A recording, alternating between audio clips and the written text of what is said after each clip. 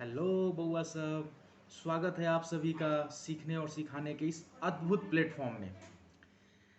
आज का हमारा टॉपिक है एक्सरसाइज 1.2 एनसीईआरटी। ठीक है, तो चैप्टर शुरू करने से पहले हम लोग इस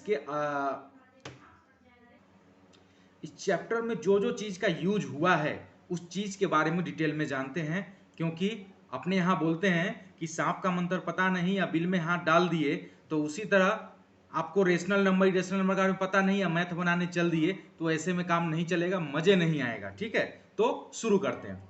अब है यहाँ पे रेशनल नंबर। ठीक है बाबू, तो रेशनल नंबर कैसे बना है? ये बना है रेशियो से।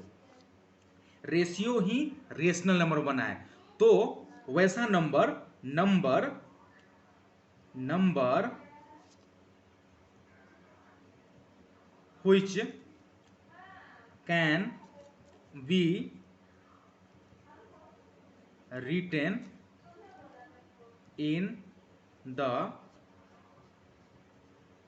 form of p by q where q is not equal to 0 is called rational number. ठीक है, अब यहां पे ध्यान दीजिए बाबू कि रेशनल नंबर बना है हमारा रेशियो से। ठीक है, अब रेशियो कैसे? जैसे 2:5, तो यहां पे 2/5 उसको लिखते हैं।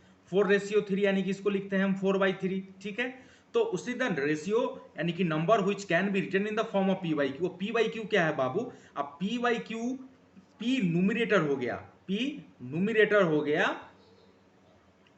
और क्यू डिनोमिनेटर हो गया। आपका मन हो तो आप ए बाई बी लिखिए, आपका मन हो तो आप सी बाई डी लिखिए, कोई दिक्कत नहीं है। जहां पे सी और डी दोनों जो है वो इंटीजर है, दोनों क्या है? इंटीजर है। तो वैसे नंबर को हम कहेंगे रेशनल नंबर। जैसे कि 4/5, 5/2, 6, -2, ये सभी रेशनल नंबर हैं। इसका यूज इस चैप्टर में नहीं है, मगर चूंकि इससे रेलेवेंट टॉपिक है इसलिए मैं इसको बताना जरूरी समझा। अब है इरेशनल नंबर। इरेशनल नंबर का जस्ट इसका अपोजिट हो जाएगा। क्या हो जाएगा बाबू? कि number which can not be written in the form of p by q, q is not equal to 0। Just इसका अपोजिट यानी कि वैसा नंबर जिसको हम p बाई क्यू के रूप में नहीं लिख सकते। अब ये क्या बोल रहा है बाबू? ये क्या बोल रहा है इसको समझिए। जैसे कि अगर यहां पे हम लिखे 2.126951001, ठीक है, तो यहां पे बाबू कोई भी एक नंबर जो है वो एक फिक्स नहीं आ रहा है। जैसे कोई एक पैटर्न नहीं फॉलो हो रहा है। 12695, 1 के बाद 2 ठो जीरो है, 1 के बाद 3 जीरो है, फिर 1 के बाद यहां पे 4 जीरो हो जाएगा।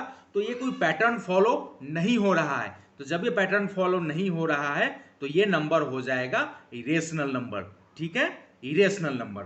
अब बउआ आगे बढ़ना है, तो आगे बढ़ना में जो परफेक्ट स्क्वायर नहीं हो, जो परफेक्ट स्क्वायर नहीं हो, तो परफेक्ट स्क्वायर बाबू क्या बोल रहा है? जैसे कि मान लीजिए हम 7 आपको बोले, ठीक है, अब बोले कि बउआ कोई ऐसा संख्या बोलो जो उसी संख्या से उसी नंबर से मल्टीप्लाई करने पे 7 आ जाए, तो आप बोलेंगे कि ऐसा कोई तो नंबर ही नहीं है। तो जब इसी 7 को जब हम रूट में लिख लेंगे तो यही बाबू हो जाएगा इरेशनल नंबर। अगर हम आपको बोले कि 9 को ऐसा नंबर बोलो जिसको उसी से मल्टीप्लाई करने पे 9 आ जाए, तो आप आराम से बोल दोगे कि 3 को 3 से मल्टीप्लाई कर देंगे तो हमारा 9 आ जाएगा, तब 9 हो गया रेशनल। मगर वहीं पे अगर हम आपको 13 बोले, 13 बोले और वहां पे बोले कि ऐसा संख्या बोलो, ऐसा नंबर बोलो कि जिसको उसी से मल्टीप्लाई कर देने के बाद, उसी से गुना कर देने के बाद 13 आ जाए, आप बोलोगे ऐसा कोई संख्या है ही नहीं। तो यही जो 13 हो गया वो हो गया इरेशनल नंबर। यानी कि जो इरेशनल नंबर होगा वो परफेक्ट स्क्वायर नहीं होगा। और एक चीज और इसमें ऐड कर लीजिए बाबू कि परफेक्ट क्यूब भी नहीं होगा। यानी कि अगर हम 27 का क्यूब निकालने को बोलें तो आप आराम से 3 3 × 3 × 3 आप कर देंगे, यानी कि इसका क्यूब निकल गया। तो 27 कौन सा नंबर हो गया?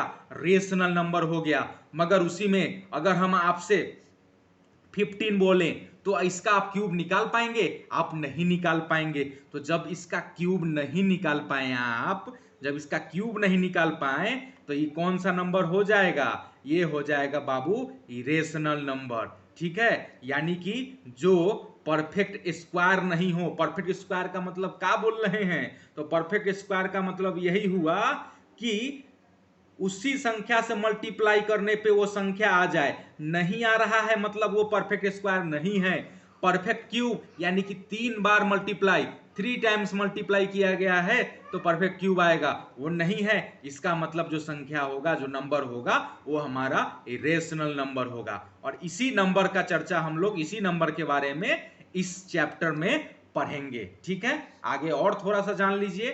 थ्योरम 1.2 क्या बोलता है, जिसका जरूरत पड़ेगा कि यदि कोई प्राइम नंबर ए स्क्वायर को डिवाइड कर रहा है तो ए को भी डिवाइड करेगा। एग्जाम्पल के तौर पे समझिए, अगर कोई नंबर 9 × 9 यानी कि 81 को डिवाइड कर रहा है, 81 को डिवाइड कर लीजिए, मान लीजिए 9 कर रहा है 81 को डिवाइड, तो इसका मतलब है कि वो 9 को भी डिवाइड करेगा। कर दिया ना बाबू। 81 को हम ए स्क्वायर के फॉर्म में 9 का स्क्वायर लिख सकते हैं, तो 9 स्क्वायर यानी कि 9, यानी कि 9 × 9।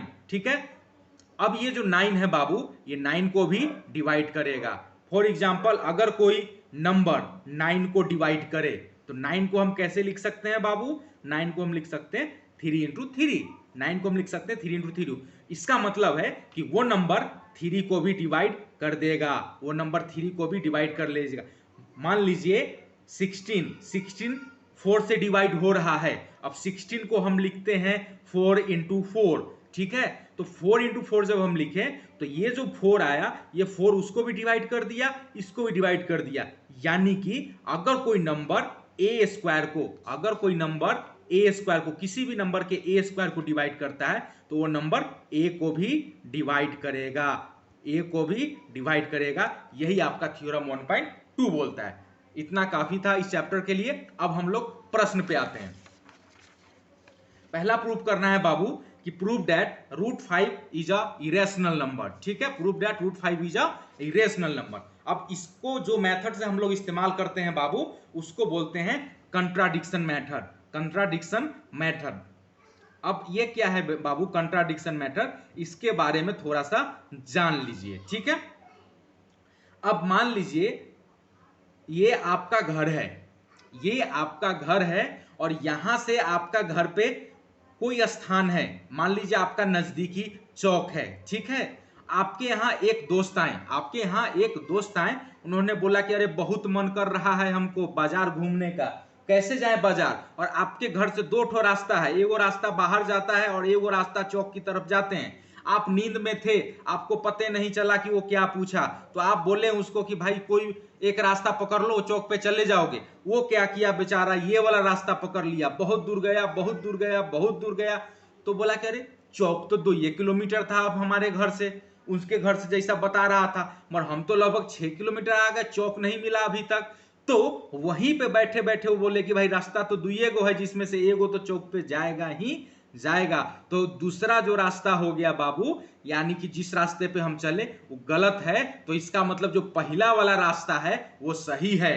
तो इसीलिए हमको प्रूव करना है इरेशनल नंबर, तो कंट्राडिक्शन यानी कि उसके अपोजिट हम इसको मान लेंगे कि ये है बाबू रेशनल नंबर। तो सबसे पहले यहां पे लिखेंगे let √5 is a rational number. √5 is a rational number.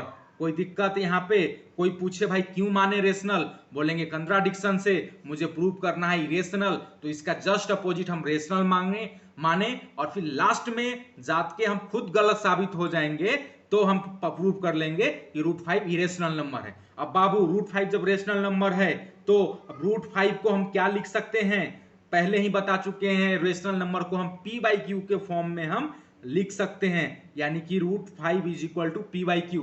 कोई दिक्कत? √5 is equal to P by Q क्यों लिखें? क्योंकि rational number P by Q के फॉर्म में होता है। Where P and Q has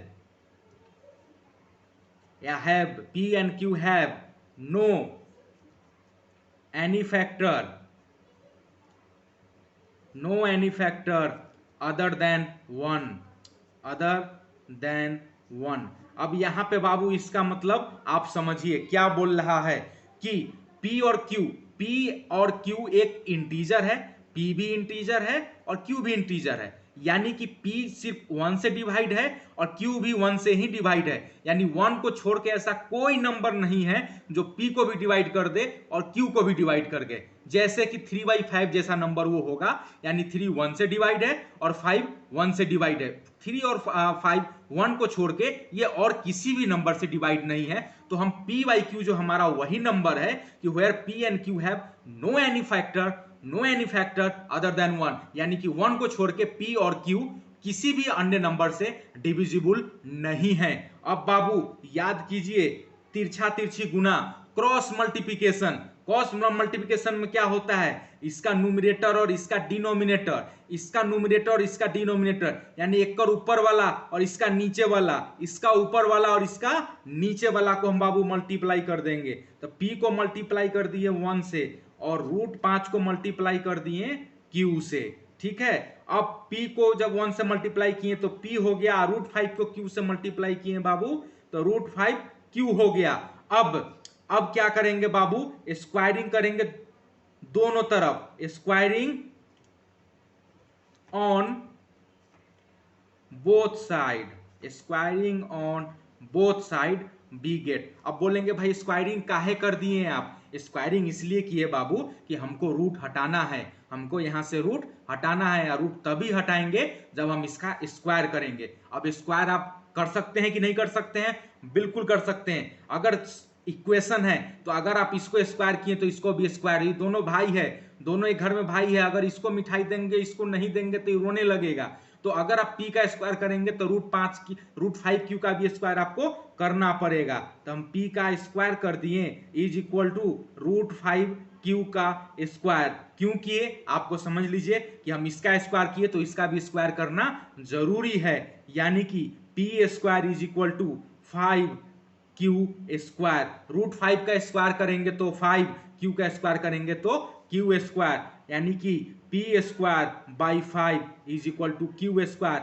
इधर से बाबू गुना वाला जब आ गया तो इधर हो गया भाग में बदल गया, ये डिवाइड में बदल गया। मल्टीप्लाई वाला जैसे ही इधर आया ये डिवाइड में बदल गया। ये चीज आपको प्लस पता होगा कि प्लस जब इक्वेशन चेंज करता है, बराबर को उधर जाता है तो माइनस हो जाता है, माइनस जब उधर जाता है तो प्लस हो जाता है, मल्टीप्लाई जब उधर जाता है तो डिवाइड हो जाता है, और डिवाइड जब उधर जाता है तो बाबू मल्टीप्लाई हो जाता है, यानी कि अपना चिन्ह वो चेंज कर लेता है। तो यहाँ पे ये मल्टीप्लाई में था 5, जैसे ही आया P स्क्वायर बाई 5, तो अगर ये बाई में 5 आ गया, इसका क्या मतलब है कि ये P को डिवाइड कर रहा है। तो हम क्या लिखेंगे? By theorem. कौन सा थियोरम? अभी बताए हैं 1.2 5 divide P square, 5 divide P square, so it also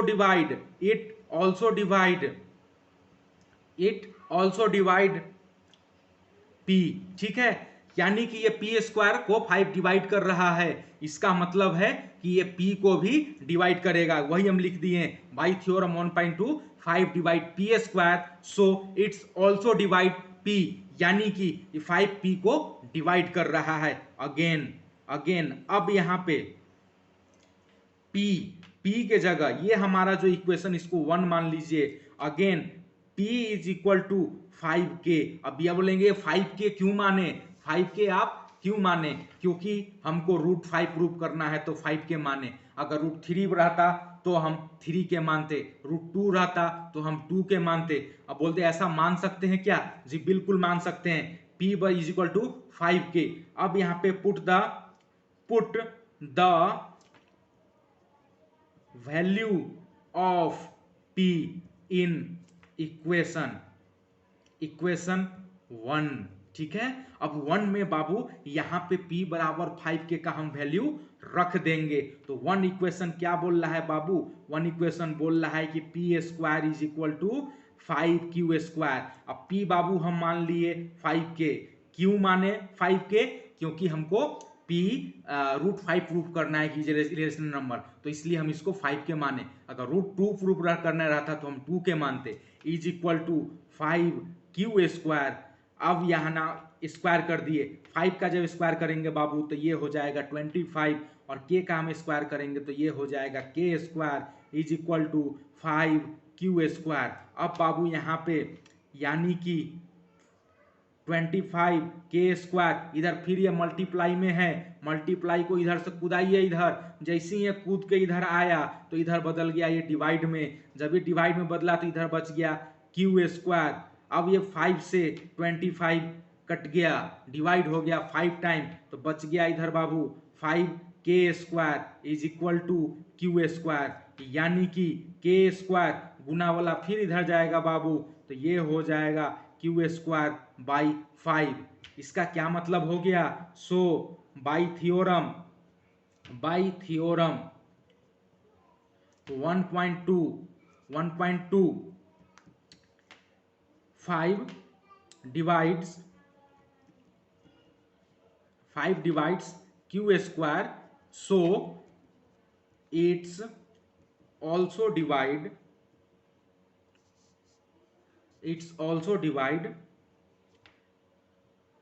q। फिर से वही बात हो गई, 5q स्क्वायर को डिवाइड कर रहा है, यानी कि 5 हमारा q को भी डिवाइड करेगा, 5 हमारा q को भी डिवाइड करेगा। अब यहाँ पे बाबू हम शुरू में क्या माने थे कि p और q सिर्फ 1 से डिवाइड हो रहा है, p और q सिर्फ 1 से डिवाइड हो रहा है, मगर अभी क्या पता चल गया, अभी ये पता चल गया कि भाई 5 जो है वो p को भी डिवाइड कर दे रहा है और 5 q को भी डिवाइड कर रहा है। इसका मतलब जो हम शुरू में माने थे कि p और q सिर्फ 1 से डिवाइड हो रहा है, वो तो गलत हो गया बाबू, 1 से नहीं, ये तो 5 से भी डिवाइड हो रहा है। इसका मतलब जो हम शुरू में माने थे वो हम गलत मान लिए थे। सो हेयर, यहाँ पे लिखेंगे hair p and q is divisible by 5, so our assumption that p and q has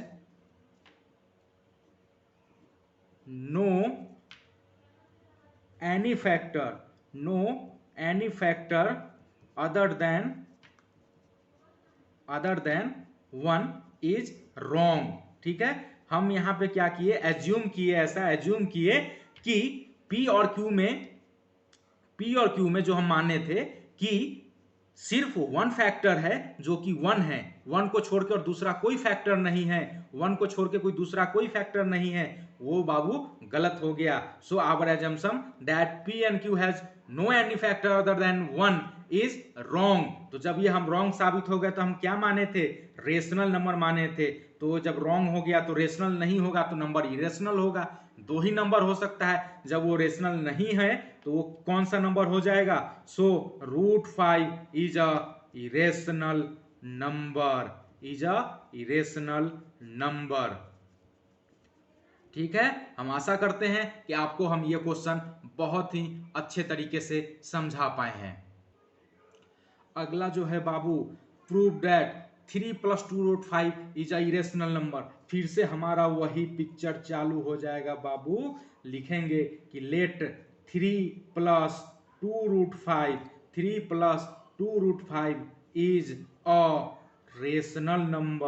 is a rational number. ठीक है, यहां तक कोई दिक्कत? क्यों रेशनल नंबर लिखें, कंट्राडिक्शन मेथड याद लिखिए कि हम मुझे उल्टा मानना होता है, फिर बाद में हम अपने आप को गलत साबित कर लेंगे तो हमारा रेशनल नंबर तैयार हो जाएगा। अब बाबू जब ये रेशनल नंबर है तो हम क्या लिख सकते हैं, 3 + 2√5 is equal to P by Q। यहाँ पे कोई दिक्कत, यहाँ पे कोई दिक्कत नहीं है। तो फिर यहाँ पे लिख दीजिएगा where P and Q has no any factor other than 1। ठीक है, उसी चीज को हम लिखें कि P और Q सिर्फ 1 से डिवाइड होता है, 1 को छोड़कर, और कोई नंबर से डिवाइड नहीं होता है, ऐसा P बाई Q हम माने हैं। अब बाबू यहाँ पे देखिए, अब ये 3 जो है वो प्लस में है, वो 3 जो है वो प्लस में है, और 2√5, तो यहाँ पे बाबू 2√5 लिखें। अब 3 वाला जैसे ही अपना स्थान चेंज किया, ये 3 वाला जैसे इधर आ गया, बेचारा घाटा में आ गया, यानी कि ये माइनस हो गया, P बाई Q माइनस 3। अब बाबू यहाँ पे 3 यानी कि 3/1। अब 2√5 इज इक्वल टू Q और 1 का एलसीएम बाबू हो जाएगा Q। अब Q में Q से डिवाइड करेंगे तो होगा 1, 1 को P से मल्टीप्लाई कर देंगे तो हो जाएगा P। अब Q में फिर 1 से डिवाइड करेंगे तो Q, और Q को 3 से मल्टीप्लाई कर दिए तो ये हो गया 3Q। कोई दिक्कत? अब यहाँ पे बाबू फिर √5 is equal to P minus 3Q by Q। इधर से जैसे ही हम 2 को, इधर मल्टीप्लाई में है बाबू ये, तो जैसे ही इसको हम तरपाएं इधर, तो मल्टीप्लाई वाला बदल गया डिवाइड में, यानी कि ये हो गया बाबू P minus 3Q by Q into 1/2 ये डिवाइड वाला जब मल्टीप्लाई में चेंज होता है तो रेसिप्रोकल हो जाता है, न्यूमरेटर डिनोमिनेटर हो जाता है, डिनोमिनेटर न्यूमरेटर हो जाता है। तो यानी कि P minus 3Q by 2Q। ठीक है, यहां पे हो गया P माइनस 3Q, यानी कि √5 is equal to P minus 3Q by 2Q। अब यहां पे बाबू ध्यान दीजिए, √5 कौन सा नंबर है? √5 कौन सा नंबर है? अभी तुरंत बताए हैं कि रेशनल नंबर है। P को तो हम रेशनल नंबर शुरू में मानबे किए थे। अब बाबू अगर हम Q लिख रहे हैं, अगर हम कोई राशि मान लीजिए 3 है, ठीक है, और उसको अगर हम 3 से मल्टीप्लाई करेंगे तो कितना होगा? 9 होगा। 3 को हम 3 से मल्टीप्लाई करेंगे तो 9 भी तो रेशनल नंबर है। यानी कि किसी भी रेशनल नंबर में अगर आप रेशनल नंबर से ही मल्टीप्लाई करते हैं तो वो रेशनल नंबर होगा, वो रेशनल नंबर होगा। ठीक है, यानी कि 3Q भी कौन सा नंबर होगा? रेशनल नंबर होगा, रेशनल नंबर होगा। 2Q भी क्या होगा? रेशनल नंबर होगा। इसमें 2 से मल्टीप्लाई किया गया Q में। अब Q हमारा कौन सा नंबर है? Rational number. और जब इसमें हम 2 से मल्टीप्लाई कर दिए तो ये हो गया 2Q, तो 2Q भी हमारा रेशनल नंबर होगा। तो ये जो इक्वेशन है बाबू, इक्वेशन 1, तो इसमें हम लिखेंगे कि इन इक्वेशन 1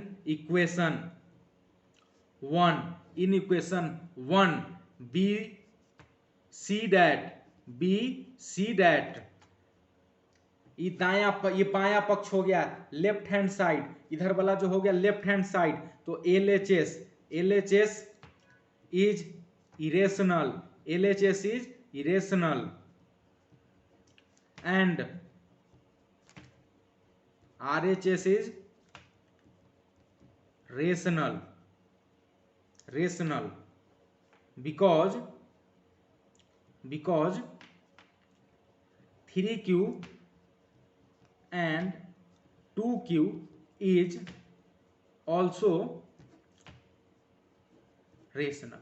ठीक है, अब यहाँ की LHS हमारा इरेशनल हो गया और ये जितना भी है वो रेशनल हो गया। अब बराबर बोल रहा है तो ये क्या पॉसिबल है? क्या बिल्कुल नहीं पॉसिबल है भाई। एक तरफ इरेशनल, एक तरफ अच्छा आदमी, इधर पूरा अच्छा संख्या है और इधर खराब संख्या हो गया √5 वाला, तो पॉसिबल है क्या? बिल्कुल पॉसिबल नहीं है, एकदम असंभव है। तो एकदम असंभव है, इसका मतलब हो गया कि 3 + 2√5 इज अ इरेशनल नंबर। ठीक है बाबू, इरेशनल नंबर। ठीक है।